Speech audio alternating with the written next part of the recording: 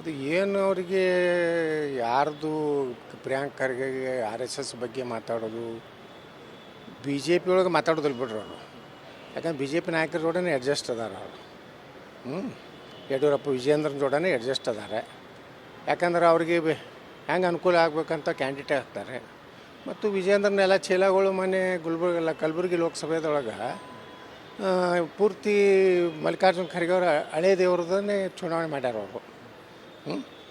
ಹೀಗಾಗಿ B J ಪಿಗೆ ಅವರು ಭಾಳ ಬೈದಿಲ್ಲ, ಆರ್ ಎಸ್ ಎಸ್ಗೆ ಬೈದು.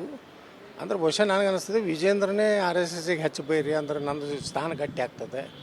ಯಾಕಂದ್ರೆ ಲಿಂಗಾಯತರು ಇದನ್ನು ಒಂದು ಬ್ಲ್ಯಾಕ್ ಮೇಲ್ ಮಾಡ್ಕೊತ ಬಂದಾನಲ್ಲ ಯಡಿಯೂರಪ್ಪ ಮತ್ತು ವಿಜೇಂದ್ರ. ಅದಕ್ಕೆ ಪ್ರಿಯಾಂಕಾ ಖರ್ಗೆ ಅವ್ರದ್ದು ಒಪ್ಪಂದಿರಬೇಕು, ಅದಕ್ಕೆ ಆರ್ ಎಸ್ ಎಸ್ಗೆ ಬೈಲಾಕತ್ತಾರ. ಆರ್ ಎಸ್ ಎಸ್ ಬೈ ಉದ್ದೇಶನೂ ಯಡಿಯೂರಪ್ಪ ಮತ್ತು ವಿಜೇಂದ್ರ ಮಾಡ್ತಾರೆ ರೀ ಕೆಲವೊಂದು ಸಲ.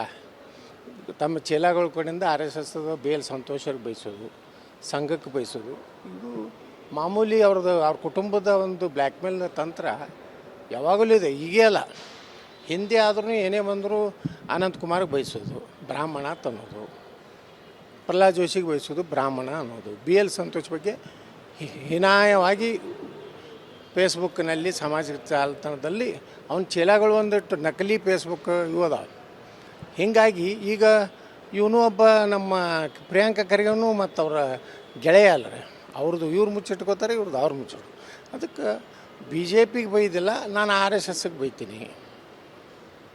ಆರ್ ಎಸ್ ಎಸ್ಗೆ ಬೈಲಾಕೇ ನಮ್ಮ ವಿಜೇಂದ್ರನೇ ಅವ್ರವ್ರದ್ದು ಒಳ ಒಪ್ಪಂದ ಇದೆ. ಹೀಗೆಲ್ಲ ಇವು ಸತ್ಯ, ಇವು ಬಯಸ್ತಿದ್ದಾರೆ ಅವರು. ಕೆಲವೊಂದು ಸಾಮಾಜಿಕ ಜಾಲತಾಣ ಹಿಂದಿನ ಎಲ್ಲ ತೆಗೆದು ನೋಡ್ರಿ, ಆರ್ ಎಸ್ ಎಸ್ಗೆ ಹೆಂಗೆ ಬಯಸ್ಯಾರೆ, ಬಿ ಎಲ್ ಸಂತೋಷ್ ಅವ್ರಿಗೆ ಹೆಂಗೆ ಬಯಸ್ಯಾರೆ, ನಮ್ಮ ಅನಂತ್ ಕುಮಾರ್ ಹಿಂದಿನ ಕೇಂದ್ರ ಮಂತ್ರಿ ಅವ್ರಿಗೆ ಹೆಂಗೆ ಬಯಸ್ಯಾರೆ. ಈಗ ಯಾವಾಗರೇ ಈ ಪ್ರಹ್ಲಾದ್ ಜೋಶಿಗೂ ಬಯಸ್ತಿರ್ತಾರೆ. ಅದಕ್ಕೆ ಪ್ರಹ್ಲಾದ್ ಜೋಶಿ ಅಂಜಿ ಯಡಿಯೂರಪ್ಪಾಜಿ ನಮ್ಮದೇ ರಾಜಕೀಯ ಗುರು ಅನ್ಕೋತ ಅಡ್ಡಾಡ್ತಾರೆ. ಯಾಕಂದ್ರೆ ಕಿರಿಕಿರಿ ಅವ್ರ ಒಳಗೆಲ್ಲ ಬ್ಯಾಡಾಗೈತೆ. ಈ ಅಯೋಗ್ಯರ ಕೈಯಾದ ಬಿ ಜೆ ಪಿ ಯಾವಾಗ ಹೋಗ್ತೈತೆ ಅನ್ನೋದೇ ಎಲ್ಲರ ಮನಸ್ಸಿನಾಗ ಐತಿ. ಸುಮ್ಮನೆ ಕೆಲವೊಂದು ಏನದಾವು ಕಾಟಾಚಾರಕ್ಕೆ ಯಡಿಯೂರಪ್ಪಾಜಿ ನಮ್ಮ ತಂದೆ, ಯಡಿಯೂರಪ್ಪಾಜಿ ನಮ್ಮ ನಾಯಕ, ನಮ್ಮನ್ನು ಇಷ್ಟು ಬೆಳೆಸೋದವ್ರು ಅವರೇ ತಿಳ್ಕೊತ ಅಡ್ಡಾಡ್ತಾರೆ.